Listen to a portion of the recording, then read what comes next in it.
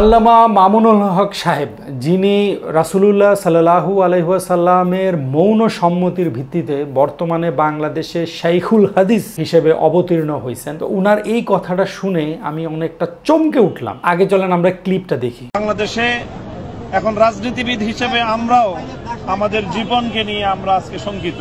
তো দেখলেন মামুনুল হক সাহেব, যিনি শাইখুল ইসলাম, পাশাপাশি একজন মাদ্রাসা শিক্ষক, পাশাপাশি একজন ইসলামী বক্তা, এখন উনি একটা নিজের নতুন একটা আইডেন্টিটি আসলে আমাদের সামনে তুলে ধরলেন যে উনি একজন রাজনীতিবিদ। কিন্তু উনার যে দলের নামটা সেটা কিন্তু উনি আসলে এখনো মেনশন করেন নাই। উনি তো যেহেতু আমরা জানি যে উনি হেফাজতে ইসলামের সাথে সম্পৃক্ত, তাহলে হেফাজতে ইসলাম কি একটা রাজনৈতিক দল? কারণ আমরা যতটুকু জানি যে 2013 সালে যখন যুদ্ধ অপরাধীদের বিচারের জন্য শাহবাগে একটা মুভমেন্ট হয়, যে মুভমেন্টটা নাস্তিকদের দ্বারা পরিচালিত ছিল আর কি, তো সেটাকে একটা কাউন্টার দেওয়ার জন্য হেফাজতে ইসলামের আসলে ওই সময় আত্মপ্রকাশ ঘটে। তখন তো আমরা যেটা বুঝেছিলাম যে ওইটা তো কোনো রাজনৈতিক আসলে কোনো ইয়া ছিল না, ওটা তো ছিল একটা ধর্মীয়, ধর্মকে রক্ষা করা, হেফাজতে ইসলাম, ইসলামকে রক্ষা করার জন্য তারা একটা মোটামুটি সবাই মিলে একটা গ্যাদার হয়েছিলেন। মাদ্রাসার নিরীহ এতিম পোলাপাইন, যাদের আসলে যাওয়ার কোনো জায়গা নাই, হুজুর যা করবো তাই শুনতে হবে বাধ্য তারা, তো তাদেরকে নিয়ে যে তারা একটা হেফাজতে ইসলাম করছিলেন। তো ওটা কি আসলে পলিটিক্যাল কোনো দল ছিল? মানে ওটা কি এমন ছিল যে ওই সময়ে যে কোনো পলিটিক্যাল দল হোক, জামাত হোক, বিএনপি হোক, তারা তো আন্দোলন করতে পারতেছিল না? কারণ হচ্ছে যে আন্দোলন করতে নামলেই সেই সময়ের গভর্নমেন্ট তাদেরকে ধরে ধরে জেলে দিত বা মারধর করতো। তো তাই কি তারা এই জন্যই কি তারা একটা ডিফারেন্ট আইডেন্টিটি নিয়ে আসছে যে আমরা হেফাজতে ইসলাম?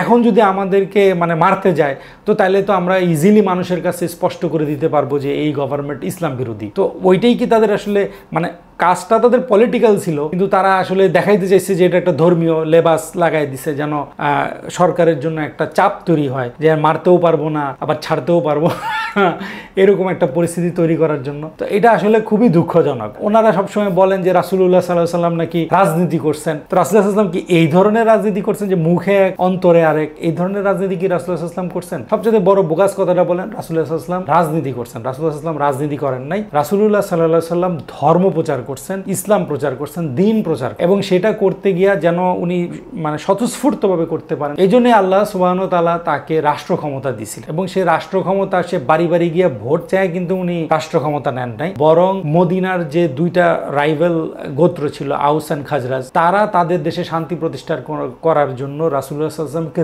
রিকোয়েস্ট করে রাসূলুল্লাহ সাল্লাল্লাহু আলাইহি ওয়াসাল্লামকে নিয়ে যায় যে আমরা আপনাকে নবী মানলাম, আমাদের দেশের প্রধান মানলাম, এখন আপনি এখান থেকে নির্বিঘ্নে ইসলাম প্রচার করেন, পাশাপাশি আমাদেরকে একটা শাসন ব্যবস্থা দেন, সুস্থ শাসন ব্যবস্থা, যেখানে আমাদের দুই গোত্রের মধ্যে কোনো ধরনের মারপিট, হানাহানি, এই ধরনের ঘটনাগুলো ঘটবে না। ওটা কোনো ভোটের রাজনীতি ছিল না। যাই হোক, তো রাজনীতি বলতে আমরা বর্তমানে যেটা বুঝি, রাসূলুল্লাহ সাল্লাল্লাহু আলাইহি ওয়াসাল্লাম ওই ধরনের কোনো কাজ করেন নাই যে ওনার আসলে মুখে এক আর অন্তরে আর এক, এই ধরনের যে মানুষটা দেখাইতেছে এক জিনিস, আসলে অন্তরে নিয়ে ঘুরতেছে আরেক জিনিস। এই যে যেটা আমাদের আল্লামা মামুনুল হক সাহেবের যে ঘটনাটা আসলে দেখলাম, খুবই হতাশ হয়ে গেলাম, খুবই হতাশ। এই ধরনের লোক নগদে ভুল পাল্টায় ফেললো, এটা খুবই দুঃখজনক একটা ঘটনা। তো তাহলে উনি যেহেতু এখন রাজনীতিবিদ, তাহলে ওনার কাছে একটা রিকোয়েস্ট থাকবে যে আপনি আর তাহলে ওয়াজ মাহফিল করেন না, কারণ ওয়াজ মাহফিলে তো মানুষ দিনের কথা শুনতে আসে, রাজনীতির পাচাল তো তাহলে শুনতে আসে না। তো এখন থেকে আপনি মাদ্রাসা শিক্ষকতাও ছেড়ে দেন, কারণ শিক্ষকদের একটা ছাত্রদের উপরে প্রভাব থাকে। তো ওনার রাজনৈতিক আইডিওলজি ছাত্রদের মধ্যে আনইনটেনশনালি হোক, ইন্টেনশনালি হোক ঢুকে যেতে পারে। তো আপনি শিক্ষকতাটাও ছেড়ে দেন, আপনি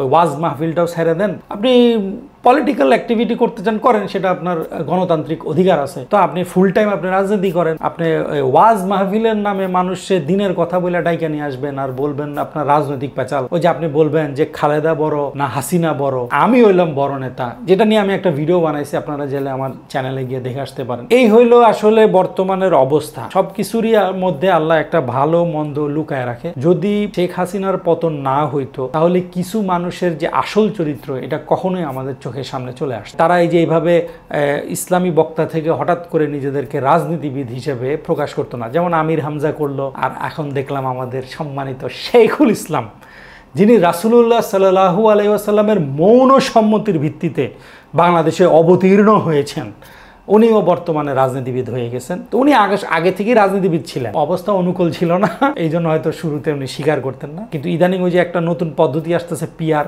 আর উনি দেখলেন যে মাদ্রাসা ছাত্রদেরকে ইনফ্লুয়েন্স করে মোটামুটি 5-7টা আসন নেওয়া যেতে পারে ভবিষ্যতে, যেটা উনি কোনোদিনও হইতে পারতেন না এমপি আর কি, অরিজিনালি ভোট চায় পলিটিক্যাল টিমের আন্ডারে থেকে। এখন ওই সুযোগটা দেখতেছেন, তাই উনি ওনার আসল রূপে ফিরে আসছেন। উনি এখন একজন রাজনীতিবিদ। আর এরপরে আসলে বলার আসলে কিছু নাই।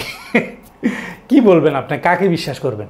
এই হলো বাংলাদেশের পরিস্থিতি। তো কাজে আপনারা ওয়াজ দেখেন, কাউকে ব্লাইন্ডলি বিলিভ করেন না। যতক্ষণ পর্যন্ত সে কোরআন হাদিসের কথা বলতেছে তাকে আপনারা গ্রহণ করেন, যখনই পলিটিক্যাল প্যাচাল শুরু করব তাকে বর্জন করেন, নাইলে আপনার চিন্তাধারাকে তারা কিন্তু অবশ্যই কলুষিত করে দিতে পারে যে কোনো সময়। পরিশেষে একটা কথা না বললেই নয়, বুঝলে বুঝপাতা, না বুঝলে। সবাই ভালো থাকবেন, সুস্থ থাকবেন। আসসালামু আলাইকুম ওয়া রাহমাতুল্লাহি ওয়া বারাকাতুহু।